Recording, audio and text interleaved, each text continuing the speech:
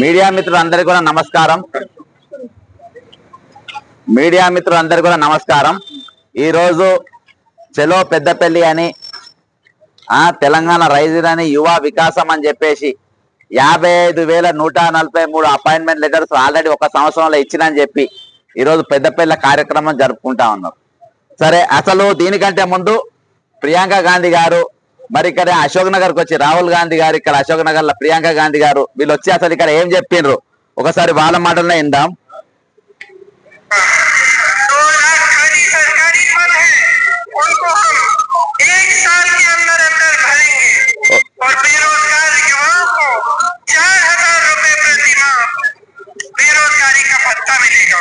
ఓకేనా, ఇది మహారాష్ట్రలో నేను చేసిన ప్రచారం వాళ్ళ చూపెట్టిన వీడియో.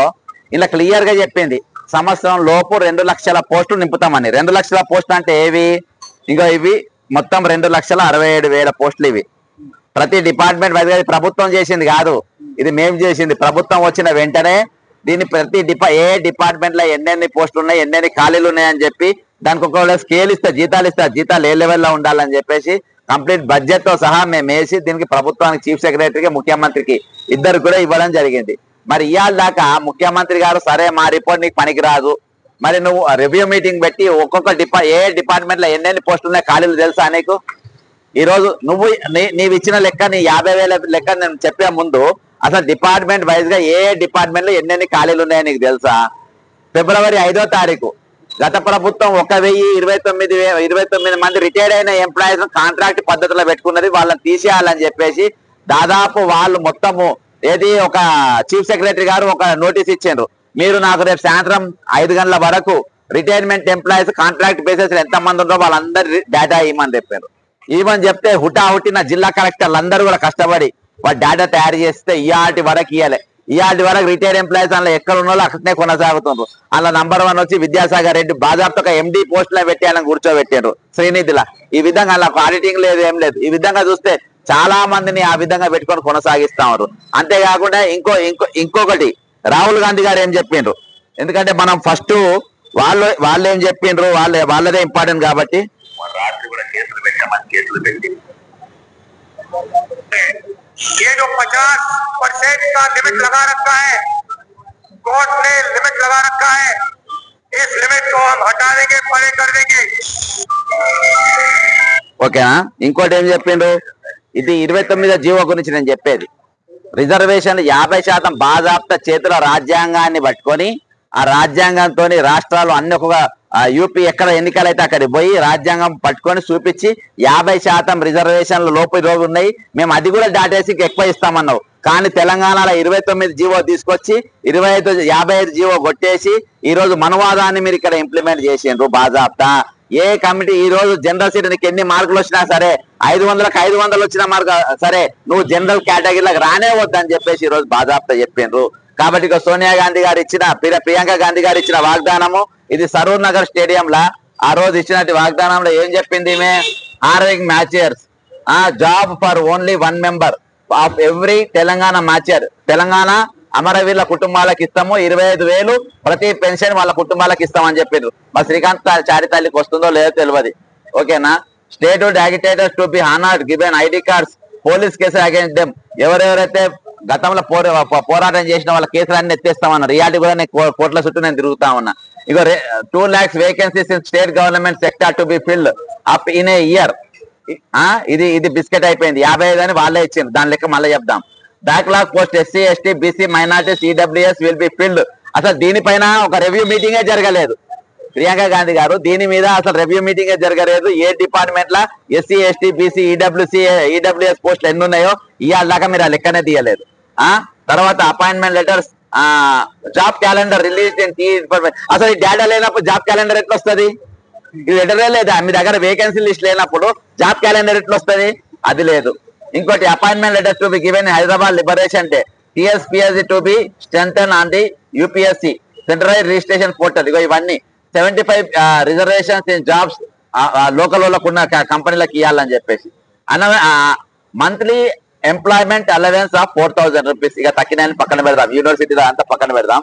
ఈ రోజు 4,000 రూపాయలు ప్రతి నెల నిరుద్యోగులకు ఇస్తామని చెప్పారు. ఈరోజు తెలంగాణలో 40 లక్షల మంది నిరుద్యోగులు ఉన్నారు. మీరు ఎన్ని పెన్షన్లు ఇచ్చిండ్రు ఇవాళ వరకు? ఎన్ని పెన్షన్లు ఇచ్చిండ్రు? ఈ రోజు ఇవన్నిటి గురించి అడిగితే కనీసం మాకు డిఎస్సి పరీక్ష పెట్టమని కొంచెం టైం అడిగితే దానికి టైం ఇవ్వకుండా అడిగినందుకు వాళ్ళని జైళ్ళల్లో పెట్టే పరిస్థితి.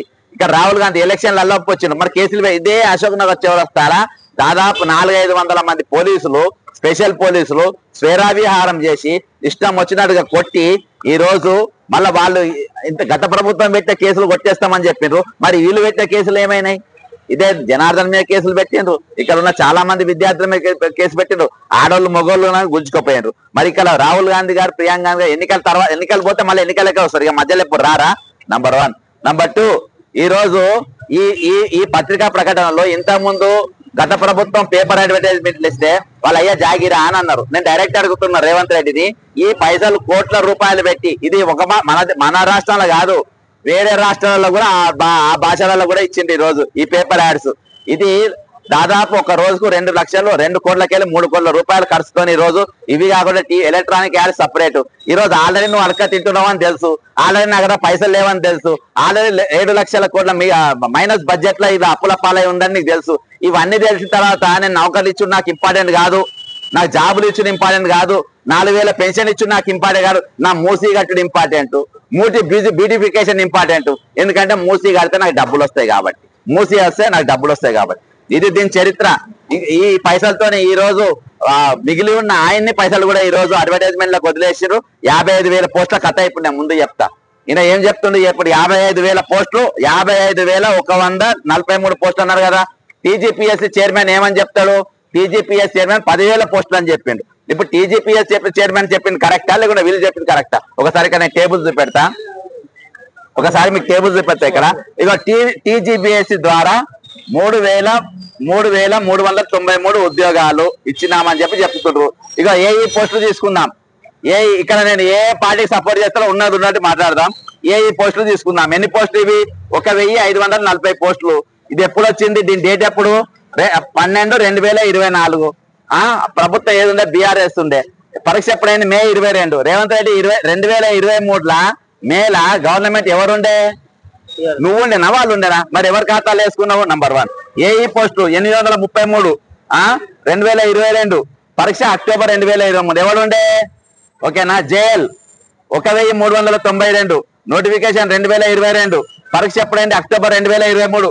సరే ఎన్నికల కోసం పెట్టినా ఎప్పుడు జరిగింది మాత్రం అవ్వు. ఓకేనా? ఏఎంవిఐ ఇవి 123. ఇది అయింది ఎప్పుడు? 2023 జూన్ లో పరీక్ష అయింది. ఈ విధంగా నువ్వు ఏ పరీక్ష చూసినా ఇగో 1, 2, 3, 4, 5, 6, 7, 8, 9, 10, 11, 12, 13, 14, 15, 16, 17, 18 బ్రదర్ 18, 19 అంటే 20 నోటిఫికేషన్లల్లా 20 నువ్వు చెప్తున్న ఈ 55,000 కథ తర్వాత ఇప్పుడు ఈ పోస్టులల్లా 20 నోటిఫికేషన్ల 19 నోటిఫికేషన్లు 19 పరీక్షలు బీఆర్ఎస్ ప్రభుత్వం అప్పుడు జరిగినాయి ఇవి. ఓకేనా? ఇది ఇక నువ్వు ఇచ్చింది ఏందనంటే ఒకటి ఇచ్చినావు. ఏది ఇచ్చినావు? ఇది టీఆర్టీ న్యూ 5,973 పోస్టులు 2024. నువ్వు ఇచ్చిన నోటిఫికేషన్ ఇది ఒకటే ఇచ్చినావు. ఇక 55,000 పోస్టులు నువ్వు ఏడిచ్చినావు. అసలు ఖాళీలు ఎక్కడున్నాయని నువ్వు ఏడ గుర్తించినావు? ఈ రోజు నేను మాట్లాడుతున్నా. ఈ రోజు ఇది బీఆర్ఎస్ వాళ్ళు కూడా మాట్లాడతలేరు. ఎందుకు మాట్లాడతలేరు అంటే మరి వాళ్ళు ఎందుకు అమ్ముకున్నారో, వీళ్ళని కేసులు పెట్టి జైల్లో వేస్తామన్నారో ఏందో అని వాళ్ళు కూడా ఇక్కడ మాట్లాడలేని పన్నారు.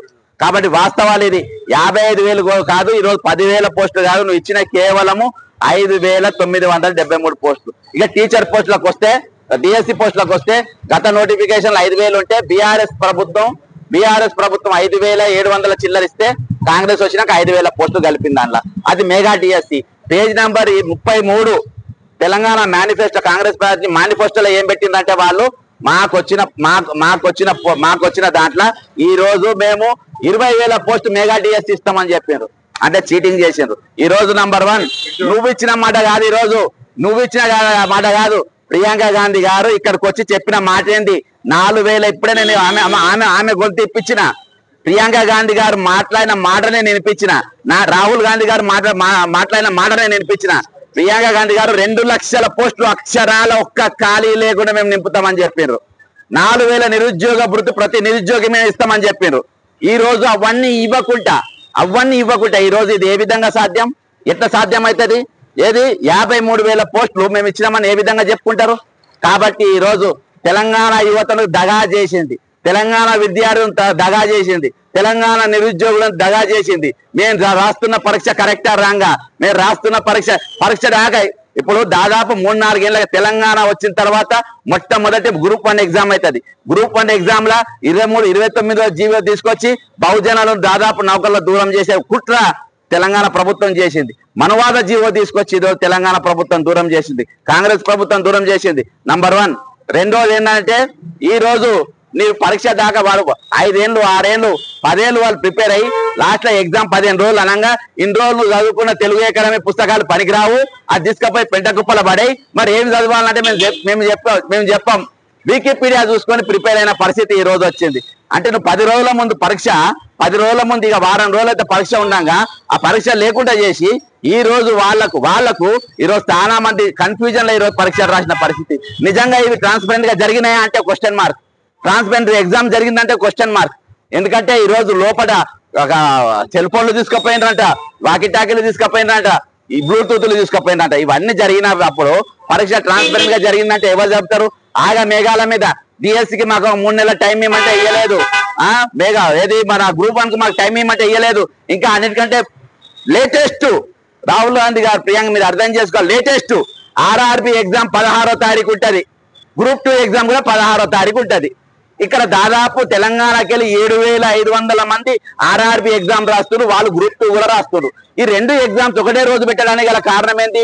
గతంలో కూడా మీరు హాస్టల్ బాడని చూడండి, ఈ ఎగ్జామ్స్ కూడా 2 కలిపి ఉండేటట్టుగా ఈ రోజు కుట్ర చేసింది. ఎందుకంటే నువ్వు ఏదైనా ఒకటే రాయాలి, 2 రాయడానికి వీల్లేదు, రెండు నౌకలను ఎక్కద్దు, ఏదైనా ఒకటే పరీక్ష రాయాలి అంటే ఈ రోజు తెలంగాణ యువతను, తెలంగాణ నిరుద్యోగులను ఎన్ని విధాలుగా మోసం చేయాలనో అన్ని విధాలుగా మోసం చేస్తుంది, ఎన్ని విధాలుగా దగా చేయాలనో అన్ని విధాలుగా దగా చేస్తుంది. ఈ రోజు తిరుగుబాటు మొదలైంది, ఇదే అశోక్ నగర్కి వెళ్ళి తిరుగుబాటు మొదలైంది, 29 జీవో తిరుగుబాటు మొదలైంది. ఆ జీవో లగిచెల్లకు బాకింది, అక్కడికి వెళ్ళి నిర్మల్ జిల్లాకు బాకింది, రేపు ప్రతి జిల్లాకు బాకుతుంది. ఇక్కడ వచ్చే ఈ ప్రభుత్వం కాదు, వచ్చే ఏ ప్రభుత్వాలు వచ్చినా, ఏ పాలకులు వచ్చినా మా నౌకర్లు ముట్టుకున్నా, మా నీళ్లు ముట్టుకున్నా, మా భూములు ముట్టుకున్నా మీ సంగతి తెలుపుతాం, ఖబర్దార్ అని చెప్పేసి ఈరోజు తెలంగాణ యువత ప్రతి ప్రభుత్వానికి, ప్రతి పార్టీకి ఈరోజు హెచ్చరికలు జారీ చేసింది. దానికి చిహ్నమే అశోక్ నగర్, తర్వాత లగిచెర్ల, మరి నిర్మల్లో ఉన్నటువంటి దేవపూర్. కాబట్టి ఇవన్నీ కూడా వచ్చే రోజుల్లో జరగబోయే ఉద్యమాలకు ఇవన్నీ ఒక తార్కాణాలుగా మిగిలిన్నాయి.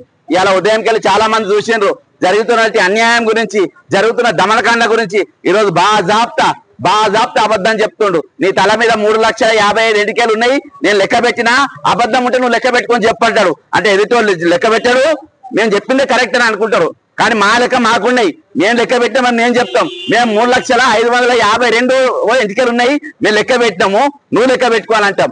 ఈ రోజు మేము ప్రతి డిపార్ట్మెంట్ లా రివ్యూ చేసి ఏ డిపార్ట్మెంట్ లో ఎన్నెన్ని ఖాళీలు ఉన్నాయి, ఏ డిపార్ట్మెంట్ ఎన్నెన్ని ఖాళీ నౌకర్లు ఉన్నాయని చెప్పేసి డేటాతో సహా, నీకు చేతగాని ముఖ్యమంత్రి రేవంత్ రెడ్డి నీకు చేత కాకుంటే ఏ డిపార్ట్మెంట్ లో ఎన్ని ఖాళీలు ఉన్నా నీకు తెలియకుంటే మేము ఆ ఖాళీలు బయటికి తీసుకొచ్చి మేము నీ ముందు పెడుతున్నాం, మేము నీకు డేటా ఇస్తున్నాం, నీకు మేము సహాయం చేస్తున్నాం. నీకు దమ్ముంటే, నీకు ధైర్యం ఉంటే ఈ రోజు అన్ని డిపార్ట్మెంట్ల ఖాళీలు నువ్వు దింపు. అర్థమైందా? ఈ బోకస్ కార్యక్రమాలు, యువ వికాసం అని పేరు మీద యువతను నాశనం చేసుడు, యువతను మోసం చేసుడు, యువత మీద కేసులు పెట్టు, యువతను చెడుతో జరుపుడు. ఈ రోజు నువ్వు ఎంచుకున్న మార్గం మోసం మార్గం, దగా మార్గం. ఈ మార్గాలు పనికిరావు. నువ్వు అనుకుంటున్నావేమో 420 సీఎం కాదు, నువ్వు 420 కాదు, 840, 1680 ఈ లెక్కలు 1260 అసలు సీఎం నువ్వు. అంత బట్టవా సీఎం ఈ రోజు మనం చూడలేదు, ఇంత మోసకారి అయిన జీవనం చూడలేదు. ఈ రోజు ఏ శత్రువుతో కొట్లాడుతున్నాము, దేనికోసం మేము చదువుతున్నాము, ఏ పరీక్ష రాయడానికి మేము చదువుకున్నాము అర్థం కాని పరిస్థితుల్లో ఈ రోజు నిరుద్యోగులు, విద్యార్థులు ఈ రోజు ప్రిపేర్ అయినారు అవుతుండ్రు. అటువంటి కన్ఫ్యూజన్ లో ఈ రోజు పరీక్ష రాస్తున్నప్పుడు మీరు కేంద్రం ఏ పరీక్ష పెడుతుంది, ఆ రోజు మా ఎగ్జామ్ ఉందా లేదా చూసుకోవా నువ్వు? నీకు దమాకుండా అనుకేమన్నా? నిన్నటి దినాన బుర్ర వెంకటేశ్వర మొన్న అపాయింట్ చేసారు, నిన్న ఇక్కడికి వెళ్ళిపోయి 2 ఎగ్జామ్లు ఒకటే రోజు వస్తున్నాయి, ఈ ఎగ్జామ్ కొంచెం వాయిదా వేయమని చెప్పి నిన్న రీప్రజెంటేషన్ ఇచ్చిండు. టీజీపీఎస్సీ చైర్మన్ ఎప్పుడు వస్తారో తెలియదంట, ఆఫీస్ కు ఏ టైంలో కూర్చుంటారో ఆయనకు తెలియదంట. పబ్లిక్ టైం 3 to 5 o'clock, 3 గంటలకెళ్ళి 5 గంటల వరకు తెలంగాణలో ఉన్న ఏ అధికారైనా ప్రజలకు, కామన్ మ్యాన్ కు కార్యాలయంలో అందుబాటులో ఉండాల్సిన బాధ్యత మీ పైన ఉన్నది. ఎందుకంటే మీకు జీతాలు ఇచ్చేది రేవంత్ రెడ్డి కూలి చేసో లేకుంటే మంత్రులు కూలి చేసో మీకు జీతాలు ఇస్తలేరు. జీతాలు ఇచ్చేది తెలంగాణ పబ్లిక్, తెలంగాణ ప్రజలు, కామన్ మ్యాన్. ఈ రోజు 4 కోట్ల మంది తమ శరీరాన్ని పిండి సేద్యం చేసి వచ్చే రక్తంతో పిండి మీకు ఈరోజు ట్యాక్సులు కడితే ఆ ట్యాక్సుల రూపంగా ఈరోజు మీరు అప్పులు కడుతున్నారు, జీతాలు తీసుకుంటున్నారు, మీరు వెహికల్ ఎంజాయ్ చేస్తున్నారు. కాబట్టి ఒకటే చెప్తున్నా, ఈరోజు మీరు ట్రాన్స్ఫర్ ప్రియాంక గాంధీ గారు ఏదైతే మీరు చెప్పినో తెలంగాణ యువతకు మీరు వెంటనే క్షమాపణ చెప్పాలి. మేము 2 లక్షల కోట్లు నింపలేకపోయినాం, మేము మిమ్మల్ని మోసం చేసినాం, మమ్మల్ని మీరు క్షమించాలని చెప్పి ప్రియాంక గాంధీ గారు ఇదే అశోక్ నగర్ చౌరస్తాకు వచ్చి క్షమాపణ చెప్పాలి. ఆమె ఇచ్చిన మాట తప్పి. రెండవది, ప్రతి నెల 4,000 నిరుద్యోగ వృత్తి ఇస్తామని చెప్పినావు. 4,000 రూపాయలు కదా, 1 రూపాయి కూడా ఇవ్వలేదు. మీరు తెలంగాణ నిరుద్యోగులను మరొకసారి మోసం చేశారు. కాబట్టి ఈ 2 విషయాలపైన వచ్చి వెంటనే వాళ్ళు తెలంగాణ ఇదే అశోక్ నగర్ చౌరస్తా నిలబడి మేము ఇచ్చిన మాట తప్పినాం, ఇస్తామన్న 4,000 రూపాయలు మేము ఇయ్యలేదు, ప్రతి నెల ఇస్తామన్న నౌకలు మేము నింపలేదు, కాబట్టి మమ్మల్ని క్షమించాలని 2 చేతులు జోడించి ప్రియాంక గాంధీ, రాహుల్ గాంధీ వచ్చి క్షమాపణ చెప్పాలి. తప్పించుకునే ఛాన్స్ లేదు. మీరు ఏం చెప్పినా నడుస్తుంది. ఉన్నన్ని రోజులు ఉంటాం, తర్వాత పోతే మా తర్వాత పోతే ఇంకో దొంగ వస్తారు, వాడు దోసుకుంటారు. అది నడవదిగా. మీరు ఎవరు తప్పు చేస్తే వాళ్ళే క్షమాపణ చెప్పాలి, ఎవరు తప్పు చేస్తే వాళ్ళే ఇక్కడ సరైన పెనాల్టీ కట్టి ఇక్కడికి వెళ్తే పోవాల్సిన అవసరం ఉందని చెప్పేసి తెలంగాణ ప్రజలందరికీ కూడా తెలియజేసుకుంటూ, ఈ రోజు మీరు చేస్తున్నది మీరు చేస్తున్నది విజయోత్సవాలు కాదు. ఈ రోజు తద్దినాలు చేస్తుండ్రు. 7 రోజుల తద్దినాలు. అందరికి ఈరోజు ఎవరికి మీరు ఎవరిని వదలకుండా హైదరాబాద్లోకి వెళ్ళి మొదలుపెట్టి, రైతులకు వెళ్ళి మొదలుపెట్టి, ఎస్సీ ఎస్టీ బీసీల మైనార్టీకి వెళ్ళి మొదలుపెట్టి, విద్యార్థులు మొదలుపెట్టి, నిరుద్యోగులను మొదలుపెట్టి ప్రతి వర్గాన్ని ఈ రోజు వారు చంపినారు. వాళ్ళ చావు కేక విన్నారు. కాబట్టి 7 రోజుల తద్దినాలు ఈ రోజు విజయోత్సవ సభల పేరు మీద మీరు చేసుకుంటున్నారు. జై తెలంగాణ, అమరవీరులకు జోహార్.